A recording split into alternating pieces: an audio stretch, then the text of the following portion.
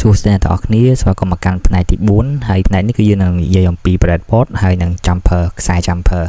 ហើយទៅជា breadboard និងខ្សែ jumper អញ្ចឹង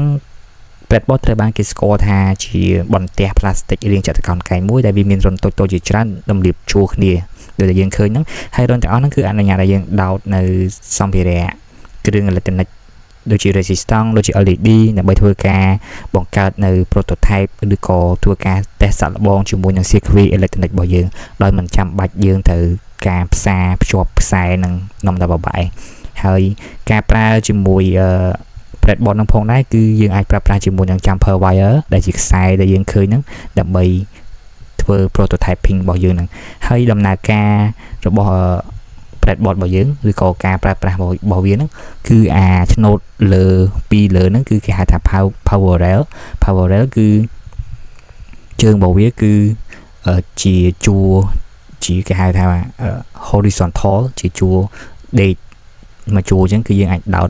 component របស់យើងជាជួរដេកទៅហើយចំពោះterminal rail របស់យើងហ្នឹងគឺដោតគឺចរន្តវារត់ពី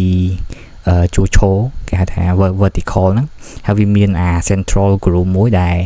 អាចឲ្យចរន្តឆ្លងកាត់កណ្ដាលហ្នឹងបានទេអញ្ចឹងន័យថាបើយើងចង់តជើងវាឲ្យស្គាល់គ្នាគឺមានតែឆ្លងពីចំណុចមួយទៅចំណុចមួយ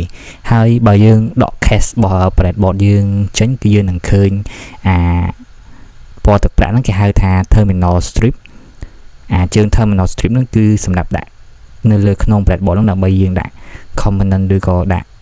ខ្សែ jumper ដោតទៅលើវាហ្នឹងចំពោះខ្សែ jumper គឺដូចយើងឃើញក្នុងរូបហ្នឹងគឺវាមានភាពងាយស្រួលក្នុងការដោតចូលទៅក្នុង breadboard ដោយសារតែវាមាន pin ស្រួចមួយហើយ jumper នឹងផងដែរគឺក៏បែងចែកចេញជា3 version ដែរគឺប្រភេទ male to male ហ្នឹងគឺជើងស្រួចហ្នឹងទាំងពីរសងខាងហើយជើង male to female គឺមានន័យថាជើងស្រួចមួយហើយនឹងជើងសម្រាប់មានរុនសម្រាប់ដោតមួយហើយ female to female ហ្នឹងគឺមានជើងរុនដោតហ្នឹងទាំងពីរហ្មងហើយប្រភេទរបស់ jumper wire ហ្នឹងគឺគេបែងចែកចេញជា3ដូចគ្នាគឺ flexible breadboard jumper វាដូចជាមួយទី2ដែរវាស្តៀងនឹងទី2ដែរដែលទី2ហ្នឹងគឺ jumper connector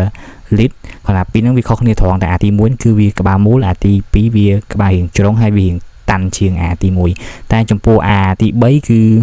ជាប្រភេទ jumper មួយដែលវារឹងវារឹងជាងទី1និងទី2ហើយនេះជា circuit តំណាងដែលយើងប្រើប្រាស់ breadboard ជាមួយនឹង jumper wire ក្នុងការធ្វើ prototype មួយជាមួយនឹងគ្រឿងអេឡិចត្រូនិកដូចជាប៊ូតុង resistance ហើយនិង LED ដូចដែលយើងបានឃើញក្នុងរូបហ្នឹងអញ្ចឹងគឺconcept របស់វាគឺប៉ុណ្ណឹងហើយជាចុងបញ្ចប់យើងចង់សង្រួមយ៉ាងខ្លីថាឧបករណ៍ដូចជា DC power supply oscilloscope multimeter ហើយ breadboard ហើយនិង jumper wire ហ្នឹងគឺជាគ្រឿង